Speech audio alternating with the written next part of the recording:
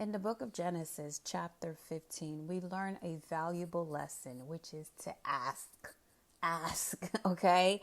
And chapter 15, verse 1, it says, "After these things, the word of the Lord came to Abram in a vision. Fear not, Abram, I am your shield. Your reward shall be very great." But Abram said, "O Lord God, what wilt thou give me? For I continue childless, and the heir of my house is Eliezer of Damascus." And Abram said, "Behold, thou hast given me no offspring, and a slave born in my house will be my heir." And behold, the word of the Lord came to him, "This man shall not be your heir. Your own son shall be your heir." And he brought him outside and said, "Look toward heaven and number the stars, if you are able to number them." Then he said to him, "So shall your descendants be." And he believed the Lord, and he reckoned it to him as a righteous. So God gave Abraham a vision that you can have more than you even thought you can more than you could think, ask, or imagine.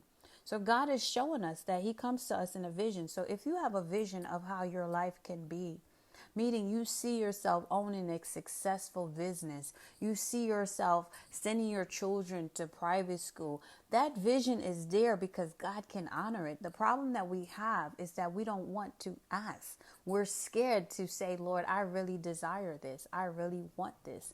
Lord, I'm grateful for where I am now, but I want that management position. I can see myself being the CEO of this company. I can see myself running a marathon." We're so scared to ask for that, and that's why many of us don't have. You have not because you ask not. So if God has given you a vision, just like God gave Abraham, you must trust that vision and says, "Lord, is this vision true?" Challenge God and say, "Lord, is this vision true? Can I really have this?" And if you really put God to the test, God will show you, yes, you can have this. Why can't you have this? If you can see it, you can achieve it. If you can see it, you can have it. If you can see it, you can be it. He even said it in other chapters. As far as your eyes can see, from the east to the west, I will give it to you. The problem, too many of us are too scared to ask. We're embarrassed. We feel unworthy. We feel timid. We feel shy. We feel fearful that we cannot handle the responsibility. I'm like, no, if God gave you that vision, that means he can honor it. The question is, are you faithful enough to ask?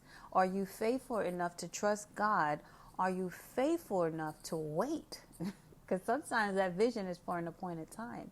And so Abraham is going to teach us some more lessons in the coming video. So stay tuned, and then we'll learn from Abraham together. Thanks for watching. Bye for now. In the last video, we talked about how it's important to ask. Okay, so now we're going to talk about how important it is for us to be patient, number one, but also to not help God out. In chapter 16, verse 1 and 3, we're introduced to Sarai. So it says, "Now Sarai, Abram's wife, bore him no children. She had an Egyptian maid whose name was Hagar. And Sarai said to Abram, 'Behold, now the Lord has prevented me from bearing children. Go into my maid. It may be that I shall obtain children by her.' And Abram hearkened to the voice of Sarai. So after Abram had dwelt 10 years in the land of Canaan, Sarai, Abram's wife, took Hagar, the Egyptian, her maid, and gave her to Abram, her husband, as a wife." Now we have two situations where both parties, Abram and his wife, both want the same thing. They both want children. But Abram takes his concern, his issues to God, and Sarai takes the matter into her own hands. And I, as someone who knows the difference of trusting God versus taking matters into my own hands, I can understand why Sarai did that. Sometimes you want something so bad and you feel like nobody else can do it but you. But then when you do it, you realize it's actually not good. Or maybe it actually worked out. So now you think, oh, this is how I'm supposed to do. If I want something done, I'm going to go do it myself. And you keep putting on a lot of responsibilities on yourself when if you had realized that, hey, God's ways are better. Life has taught me that in so many ways. I mean, I'm telling you, if I tell you the stories of things that I have done because I felt like I needed to take matters into my own hands, you would be like, oh, I can see why you love God so much, because I've learned the difference. And I want to be the one to tell you, God's ways are better than your ways. Sarah took matters into her own hand because she was desperate. She's at that age where she really, really wanted a child. And I see so many women when we're getting older and that time is ticking and we're like, okay, maybe that dude might work. All I need is this and that. And there are women who really go and get DDs, to have kids. And then they tell you the story of how much painful it is because now they got to deal with this person. They got to deal with this person for the rest of the child's life. So as someone who has learned the ways of God, trust God. If he's telling you to wait, if God is making you wait for something, it's because his ways are better and his yoke is easy. I've shared it in another video before. God's yoke is easy. When God blesses you, it comes without encumbrance. It's not stressful. It's not painful. It's not embarrassing. So learn to wait on God because I'm telling you from my own personal experience, his ways are better. So Sarah taught us we got to learn to wait on God. See you in the next video. Bye for now. We've been talking about Abraham, how God promised him that he would have a son.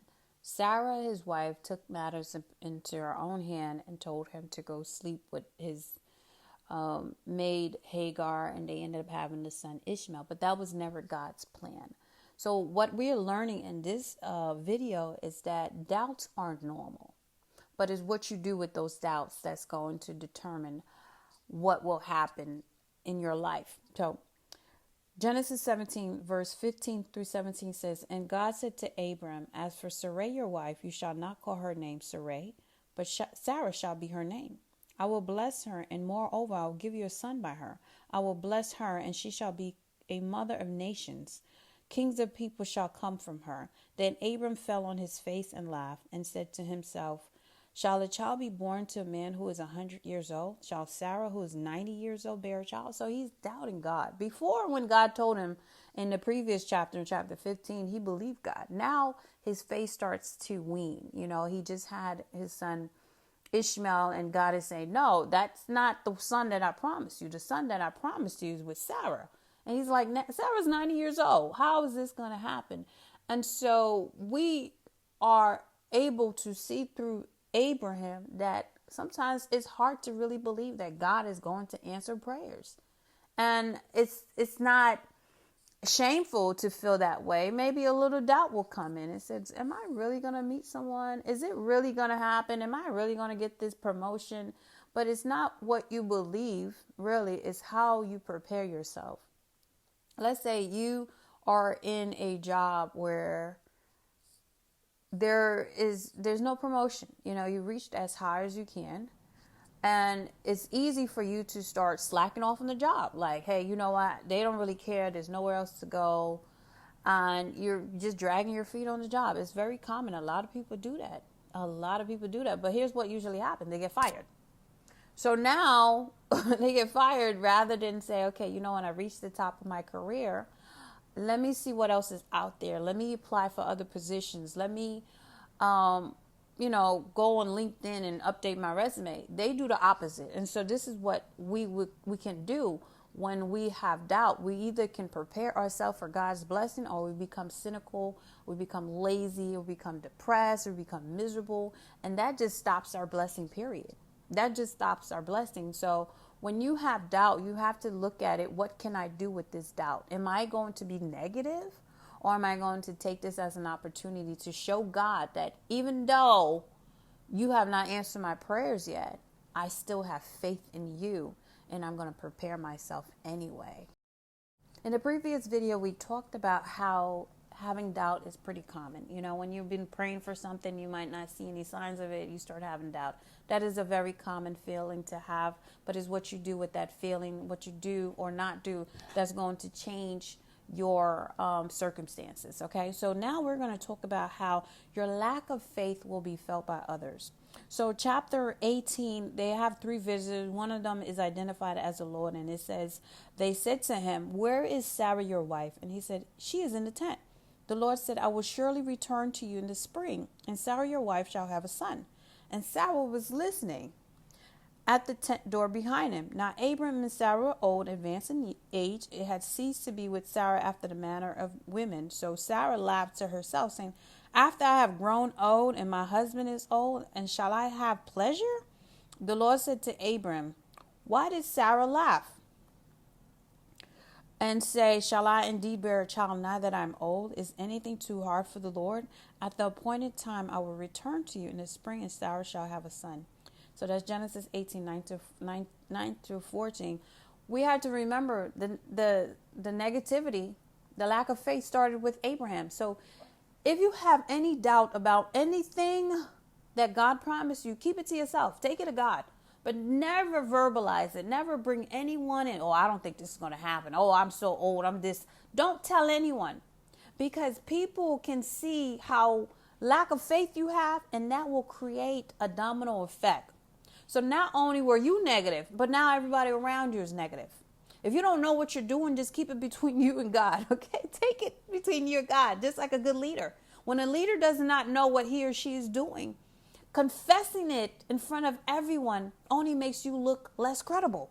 So you got to look at your faith in the same way.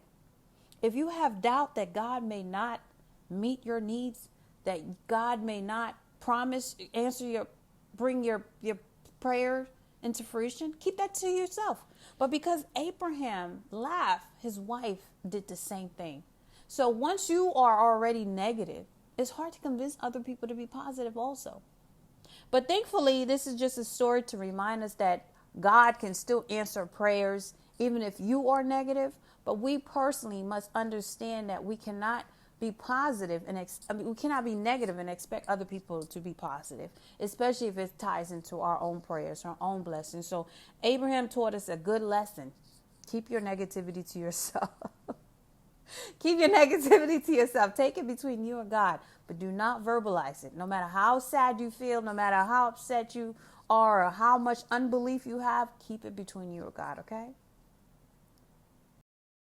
So this is the last video. So thank you for watching. If you watch all 4 before, this is the last one. And I really want to stress that even though you may have lack of faith, even though you may have doubt, even though you may be past the age of whatever it is that you want, you may think that you're past the age, God can still bless you. So in chapter 21, we read in verse 1 through 7, it says, the Lord visited Sarah as he had said, and the Lord did to Sarah as he had promised. And Sarah conceived and bore Abram a son in his old age at the time of which God had spoken to him.